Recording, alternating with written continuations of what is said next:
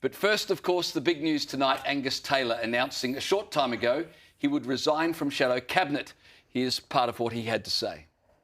I don't believe Sussan Ley is in a position to be able to lead the party as it needs to be led from here. I've just a few moments ago tendered my resignation. I will continue to serve the Liberal Party. We need strong leadership, clear direction, and a relentless and courageous focus on our values. As a first priority, we need to protect Australians' way of life. We need to focus on restoring their standard of living. So the obvious questions: will he defeat Sussan Ley in a spill? And is Angus Taylor enough to turn the Liberal fortunes around? Who wants to start?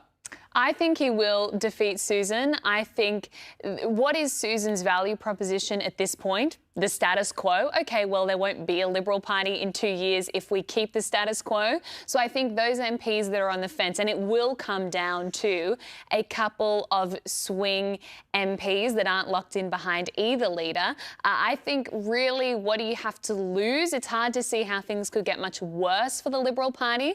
And I also think Angus Taylor is right. The Liberal Party is not representing Australians or an effective opposition. There is so much they could be going after right now. $1 trillion in debt, massive tax burden, NDIS fraud, China, defence, so many things. The cost of living. This is all bread and butter Liberal issues. The fact that they're polling at 15% in some polls is an absolute indictment on the leadership. So I think bring it on. But regardless of whether you support Sussan or Angus, it's good it's happening this week. We need to end the speculation, pick the leader, unite around them, and then move forward. We assume it's happening this week, Kayla, but Angus Taylor didn't actually say. No. It could happen tomorrow. It could happen Friday, as has been broadcast on this station for the last couple of days by Andrew Clonell.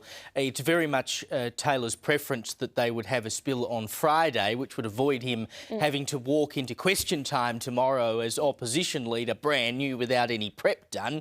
But, you know, it's got to happen at some point. So whether it's tomorrow, whether it's Friday, it's going to happen. And it probably has to happen at this point, because you can't have a senior member of the coalition resigning from the opposition front benches and then standing around as some sort of ghost. We know there are plenty of miserable ghosts in the Liberal Party, hanging over the head of Sussan Ley for so long as she is leader. You need to bring it to a head so we can have an answer and move on from all of this once and for all. He also said this evening that the Liberal Party was in its worst position ever.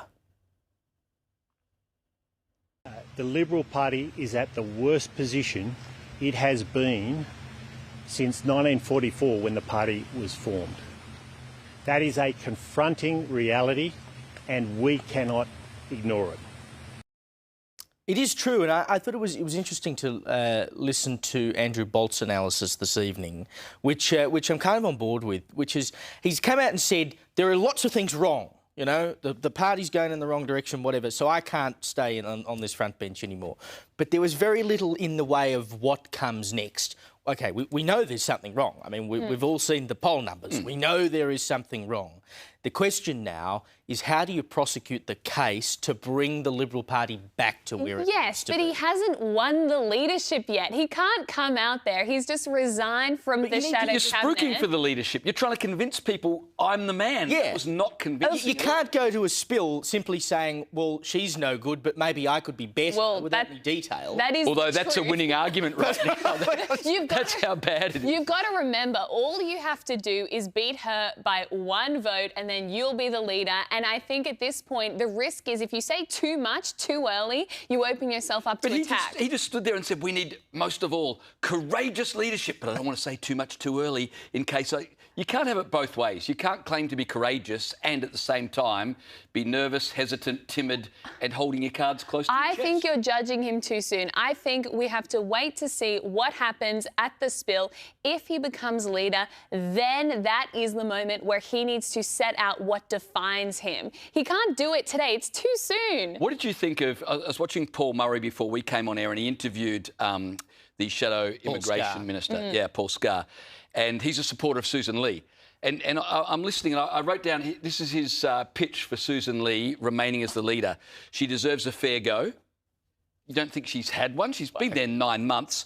Clear air. Well, she's only got polluted air because of the polls. That's been the problem. And then asked what are her achievements, he said she was very inspiring after the Bondi terror attack. He claimed that she was responsible for the Royal Commission being called. I think Dawn Fraser had more to do with that than Sussan Ley.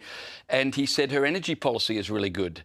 I'm still not exactly sure what their energy policy is, other than it's not a commitment to net zero. Well, nor is anyone else. That's why they're doing so badly in the polls. And look... So if that's the pitch by one of her supporters... And it's fair to say that she, I think, was hitting her straps post-Bondi, but that all went down the toilet when the Prime Minister then turned around and got them in the corner and wedged the Nats and the Liberal Party on the hate speech laws that the Libs had very much pushed for, and then you've got your co-conspirators saying, actually, no, we're not on board with that, and then you split up the coalition and then the coalition gets back together. I mean, they managed to turn what should have been a big win into a big mess, and that's why we've ended up here. And I'm sorry, on the Bondi point, anyone with half a sense of compassion and justice and Australian patriotism would have done well on the Bondi point. It was a bloody Islamic terrorist attack in Australia against Jews. I mean, how do you not do well out of that? Of course, that is the moment where your leadership is going to look its strongest, but it's not in those moments that your leadership is defined. It's when you're having to deal with the mess of the coalition, of difficult hate speech laws, and that's where she has not succeeded. By the way, one of the arguments against Andrew Hastie is he's too green, he lacks experience. But as you pointed out, Sussan Ley and Alex Hawke's handling of the hate speech legislation, I mean, they might as well have been brand new to Parliament the way they screwed that up, and as a consequence, the coalition. So I'm not sure that Andrew Hastie being green is a real argument against him. And just one more point, James, you also forgot one of the key arguments that's being used to keep Sussan in the role. It's that she's a woman. And apparently you can't dump the first female leader of the Liberal Party. But I'm sorry, if you're having to resort to Sussan's gender to keep her in the job, I'm afraid it's already a lost cause.